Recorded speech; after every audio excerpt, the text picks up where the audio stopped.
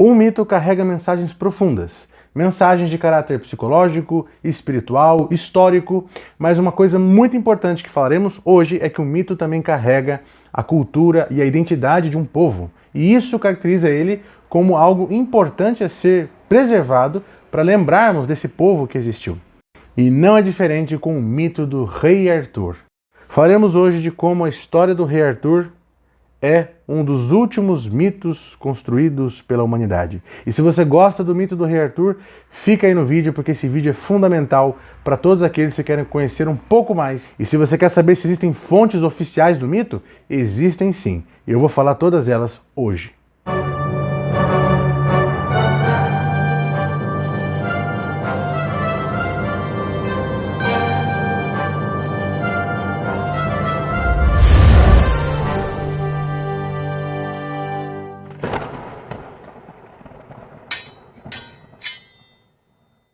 Hoje é dia de cultura e vamos falar sobre a origem e o desenvolvimento do mito arturiano.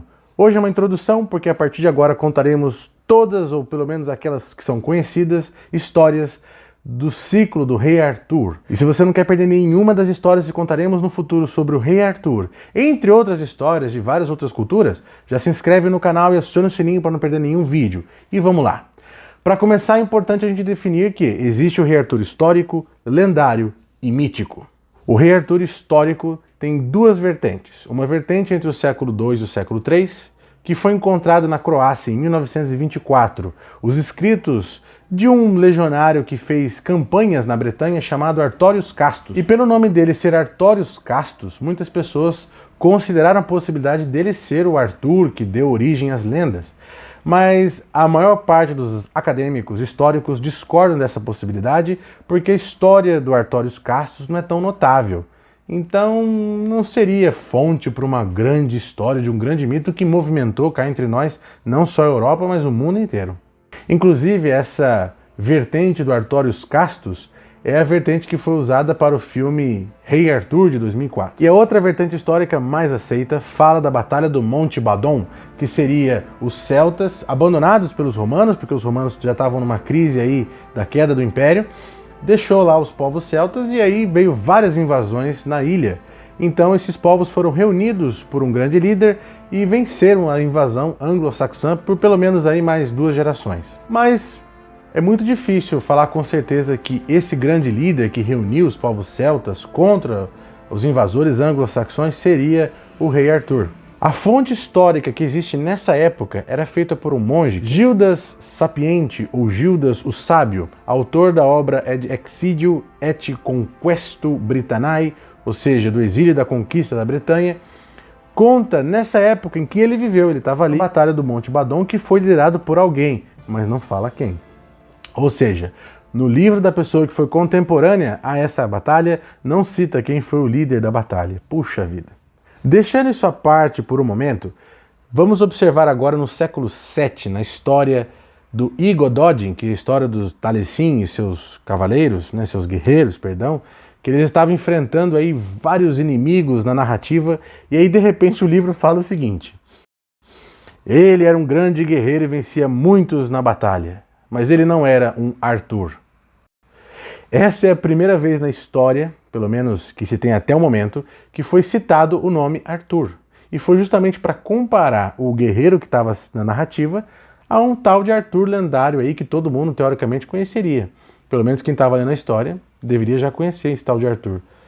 Então, o cara era um baita guerreiro, mas não era um Arthur.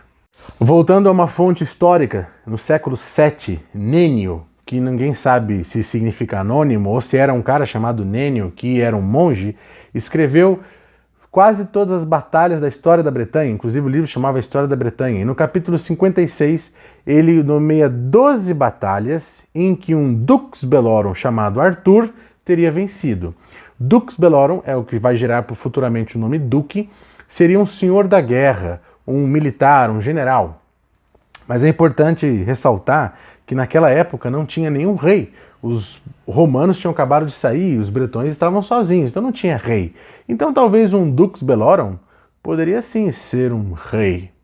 De qualquer forma, tem muitas coisas interessantes nessas 12 batalhas, esses 12 locais que são citados na obra. E se você quiser um vídeo do Arthur histórico com todas essas fontes apresentadas, deixa aí nos comentários que a gente vai fazer uma investigação profunda. E eu digo, tem muita coisa legal sobre o Arthur histórico. E para finalizar, a última fonte histórica que tem no século X, que se chama os Annales Cambriales, ou os Anais de Gales, fala que um tal de Arthur teria batalhado 2 batalhas, a batalha do Monte Badon, que é essa contra os anglo-saxões, e também a batalha de Calaam com um tal de Mordred. Então, pela primeira vez citado o nome de Mordred aí, nesse Análise de Gales, no século X. E aí finalizamos o Arthur histórico. Aqui não tem mais Arthur histórico. O que vem daí para frente já se torna lendário e ir caminhando para o mítico. No século XII, um monge chamado Geoffrey de Monmouth, ou Godofredo de Monmouth, escreve esse livro chamado A História dos Reis da Bretanha. E esse é um dos livros mais importantes da era medieval, porque esse livro conta a história de um cara chamado Bruto que sai lá da Batalha de Troia e vai até a Bretanha. E com os valores troianos, ele constrói todos os povos celtas. Vai surgindo uma dinastia de vários reis que vão seguindo até chegar a Vortigern e até mesmo no último capítulo ele destina a Arthur. São 4 reis principais nesse livro e o último seria o rei Arthur. E aqui nasce a lenda. Lembrando, apesar de hoje nós considerarmos isso aqui uma lenda, na época foi considerado histórico e inclusive o rei Henrique VIII usou esse livro como pretexto para solicitar a coroa de todos os países da Europa, já que o Arthur nesse livro foi rei de toda a Europa praticamente. Esse livro é revolucionário. Tá? Eu não recomendo ele para quem quer começar a ler sobre o rei Arthur, porque ele não fala muito do mito do rei Arthur. Ele só cita algumas coisas importantes, claro, mas ele fala um início. Tá? E tem que ser bastante catapiolho, porque é bem pequenininho a história do rei Arthur aqui, mas o que fala dá uma abertura para a construção de todo o mito do rei Arthur. Especialmente uma coisa que vai diferenciar a lenda de Arthur para todas as outras lendas da cavalaria. Por exemplo, nas canções de gestas, que temos aí a canção de Rolando, a canção de Alcide na Espanha, e entre outras várias canções que temos que são lendas, personagens que existiram historicamente se tornaram lendas, falam de grandes cavaleiros, mas não tinha muito espaço para as damas. E nesse livro aqui ele abre esse espaço. Ele fala que a corte do rei Arthur era tão elevada que havia homens e mulheres na melhor forma de expressão humana. Ele começa a falar de grandes guerreiros que estavam na corte do rei e de grandes damas, as mais virtuosas do mundo. E uma coisa muito especial também é que o Arthur aqui nesse livro, ele conquista toda a Europa em alguns momentos pela guerra, mas especialmente na maioria das vezes porque ele era tão honrado, tão nobre, tão justo, que todos os reis queriam fazer parte da sua corte. Então o rei de um outro país falou, eu tenho que me juntar ao rei Arthur.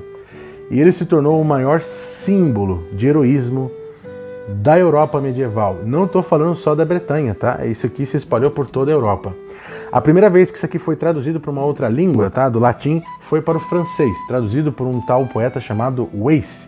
E o nome se chamava De Brute, ou seja, Bruto, soldado troiano, que foi para a Bretanha. Os franceses começaram a desenvolver essa história. A partir dos autores franceses, a lenda passou a se tornar um mito, porque agora carregava os principais valores europeus, os principais valores da cavalaria. O principal autor desse período que o mito chegou na França e foi desenvolvido pelos franceses é Chrétien de Troyes. Tá? Ele escreveu aqui várias obras da Távola Redonda, ele começa a falar dos cavaleiros, tá? Ele não fala só do rei Arthur, e especialmente das damas. O Chrétien de Troyes é quem vai desenvolver todas as histórias das damas, tá? Não ainda das feiticeiras, ou das bruxas, ou das sacerdotisas de Avalon, mas sim das damas da corte do rei Arthur, especialmente Guinevere. Inclusive o rei Arthur quase não aparece nas histórias do Chrétien de Troyes, quem aparece é Guinevere, os cavaleiros se apresentam perante ela. Ele desenvolve a história mais importante desse período, que é a história de Lancelot, o Cavaleiro da Carroça. Aqui, nesse livro aqui, é um compilado de várias histórias do Chrétien de Troyes. Temos Olwen, o Cavaleiro do Leão, Eric e Enide, várias outras que estão aqui compilados. E o mais importante, mais famosa história do Chrétien de Troyes é um conto do Graal, né? A história de Percival. Tá? Lembrando que o Geoffrey de Monmouth não tinha colocado a Saga do Graal. A Saga do Graal foi surgir aqui na França com o Crétin de Troyes. Agora, uma coisa super legal é que todos esses personagens que Crétin de Troyes traz para a saga já existiam, tá? Eles já existiam nos mitos galeses, no Mabinogion. Peredur se chama Percival. O Único Cavaleiro do Leão também está no Mabinogion, que é a mitologia galesa, né? A mitologia dos países de Gales. Então, o Crétin de Troyes resgata várias coisas da cultura celta, da cultura dos galeses, para dentro do mito do Rei Arthur. O próprio Graal, o cálice sagrado, que poderia ser tá aí um caldeirão dos druidas, também estava aí já resgatado agora nos mitos do Rei Arthur. Uma coisa muito importante de lembrar é que os druidas, que são aí os sacerdotes da cultura celta, eles eram proibidos de escrever. Eles acreditavam que se você escreve o conhecimento, você já está fazendo ele ficar menor, você está diminuindo a transmissão que ele tem. Então por isso não tem nenhum escrito de nenhum druida. Era proibido escrever os ensinamentos, então a gente não tem quase nenhum material. Então muito do que a gente tem da cultura celta foi resgatado nesse período e foi acrescentado no mito do Rei Arthur. Continuando no desenvolvimento dos franceses, nós temos aí Robert de Boron, que ele vai fazer uma história fantástica unindo o mito do Rei Arthur celta com a mitologia cristã. Então aqui vai surgir José de Arimateia, que pega a coroa de Cristo, vai surgir vários elementos especiais aí de Cristo, que inclusive fala que talvez Cristo tenha conhecido Merlin. É uma história interessante, tá? Mas está baseado na Vita Merlini. Vita Merlini é um livro também do Geoffrey de Monmouth, e é especial esse livro porque esse livro é quem apresenta Morgana. E engana-se quem acha que ela era uma vilã. Nesse livro, Vita Merlini, né, a vida de Merlin, ela é uma curandeira, ela é uma protetora dos bosques e, inclusive, ela é uma grande parceira aí de Merlin. Só que o trabalho do Robert de Boron, como eu estava citando até agora, foi unir a mitologia cristã, né, todos os valores cristãos, junto com a mitologia celta, trazida pelo Crétin de Troyes, a essa grande história galesa do Rei Arthur. Então, foi surgir o primeiro grande compilado da história, tá? Que é um dos livros mais raros e também mais importantes da saga do Rei Arthur, do ciclo arturiano, que é chamada a Pós-Vulgata, tá? É um autor anônimo, tá? É a história também conhecida como Lancelot Graal, né? A história de Lancelot e o Graal, onde vai compilar toda a história do Rei Arthur com todos os cavaleiros conhecidos, especialmente na França, e essa é uma das histórias mais famosas e mais raras do Rei Arthur, tá? E nós temos aqui, então já se inscreve no canal porque a gente vai falar dessa obra se você quer saber sobre ela. E antes do mito retornar para a Inglaterra, para os ingleses trabalharem mais coisas sobre ele, nós temos que citar aqui que quando foi para a França se espalhou para a Europa inteira. Então a Islândia começou a falar do Rei Arthur, Noruega, inclusive encontram-se obras lá do Rei Arthur, de passagens que ele teve por lá, em momentos assim, e a mais famosa deles é a história da Alemanha, do cavaleiro, tá? Ele era um cavaleiro da corte, Wolfram von Eichenbach, que escreveu o livro Parsifal, que apesar de chamar Parsifal, conta também a história de Gawain. Todas as histórias de Gawain e de Parsifal estão compiladas nessa história, e é a base principal das óperas de Wagner, principalmente as obras Parsifal e Lohengrin, que seria o Cavaleiro do Cisne, né? O cavaleiro filho de Parsifal. E se vocês querem saber essa história, vai estar aqui no canal. No século XV, um membro do parlamento chamado Thomas Malory, ele foi preso. O motivo pelo qual ele foi preso é discordante entre os acadêmicos, tá? Alguns falam que ele fez crimes, outros falam que foi só por causa da Guerra das Rosas, né? Que foi um acontecimento histórico na Inglaterra. De qualquer forma, ele foi preso e na cadeia ele fez a coisa mais útil que uma pessoa pode fazer quando está presa, encarcerada. Ele foi na biblioteca que os presos tinham acesso, ele leu todas essas obras que eu citei, algumas outras que eram manuscritos perdidos de Gawain, por exemplo, como Gawain, o Cavaleiro Verde, várias outras histórias, e fez a história definitiva do Rei Arthur. Ele fez o livro mais conhecido, que inclusive é base para quase todas as obras que vêm daqui em diante. Ele escreveu A Morte de Arthur. Esse é o livro mais conhecido, mais vendido e mais distribuído por aí sobre o mito do Rei Arthur. É o maior compilado que tem, tá? Ele inclusive é mais conhecido que o Lancelot Graal, até porque o Lancelot Graal não é muito vendido. Mas A Morte de Arthur é um livro especial. E é esse que eu recomendo para quem quiser saber toda a história do mito. Ele foi todo compilado aqui. Inclusive tem histórias da Cornualha, como Tristão e Isolda, que também passaram pela corte do rei Arthur na visão dessa história. E vários outros cavaleiros, como Gareth, Geraint, Bedivere, Kay. E vai aí ser os seus 112 cavaleiros da Távola Redonda, estão presentes aqui. A Saga do Graal, tá tudo completo. Aqui é o último livro mitológico do rei Arthur, que na verdade ele já beira o romance. Tá? Não é um romance, mas ele foi escrito por um tipo de leitor do século XV, tá?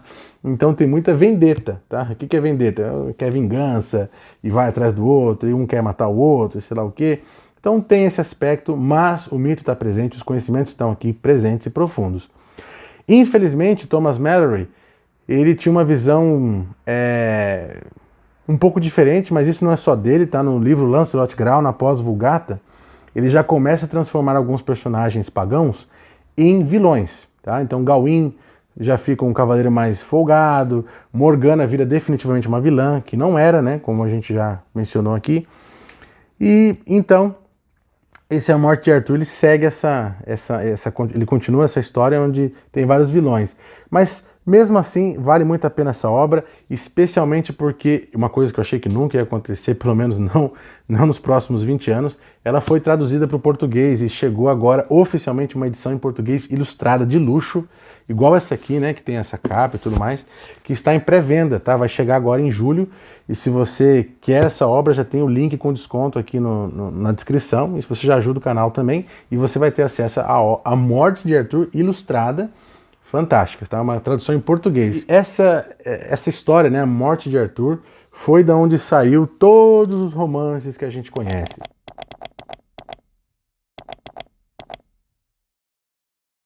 Essas são as fontes oficiais, tá? Até A Morte de Arthur. Da Morte de Arthur em diante, são romances que, claro, pessoal, que os escritores, eles fazem uma pesquisa grandiosa em todas essas obras, mas o Thomas Malory é considerado o último livro mitológico, a partir dele já é romance. Eu considero aí que o Chrétien de Troyes, ele é um dos que transformou a história do rei Arthur em mito, tá? Porque ele justamente fez um resgate das culturas do Mabinogion e de entre outras, tantas outras coisas celtas que havia, e também na pós-Vulgata francesa foi acrescentado todos os valores cristãos que permanecem até hoje nos mitos do rei Arthur. Por isso, ele é um símbolo que hoje já não importa se ele existiu ou não existiu, se ele foi um cara que salvou a Bretanha ali das invasões anglo-saxões, isso já não importa tanto. O que importa é que ele carrega os valores de duas culturas diferentes, principalmente, tá? Ele carrega a cultura aí dos celtas, dos povos celtas, que são vários povos, tá? Não um só, e também carrega a cultura cristã na sua forma cavalheiresca. Então, o mito do rei Arthur ele é muito rico, especialmente dizendo que o rei Arthur nas histórias puxava o melhor dos cavaleiros, e para nós que lemos as histórias é a mesma coisa. Arthur nos lembra do melhor que nós podemos ser. Então o mito do rei Arthur é um dos mitos mais formosos e belos que a humanidade conhece. Especialmente porque o rei Arthur é um herói que não só enfrenta batalhas, enfrenta dragões, mas também porque ele reúne em volta de si os melhores do mundo. Tá? Por isso a Távola Redonda, são todos iguais, todos são os melhores. E o rei Arthur é o primeiro entre iguais. Então ele reuniu a Liga da Justiça da Europa, onde os melhores homens do mundo, as melhores damas do mundo, os melhores cavaleiros estavam reunidos na sua corte. Então, se você quer saber das histórias do rei Arthur, quem é rei Arthur, quem é Morgana, Guinevere, quais são os deuses celtas que eles são baseados, toda essa pesquisa cultural que a gente vai fazer daqui em diante, se inscreve no canal, não deixa de acionar o sininho para assim que receber o vídeo já estar notificado, e também compartilhe esse vídeo com algum amigo que é apaixonado pela história do rei Arthur, para ele ver que as fontes oficiais existem sim. Todos os livros que eu mostrei, que estiverem disponíveis, tá? Porque não são todos, tem livros aqui que são bem raros. Os que estiverem disponíveis, tem o link na descrição. E pode ficar tranquilo que a gente vai citar e falar profundamente de cada uma dessas obras. E lembrem-se, assim como o rei Arthur teve que tomar a decisão de tirar a espada da pedra e apontar para os céus, nós também temos que escolher. E ser herói é uma escolha.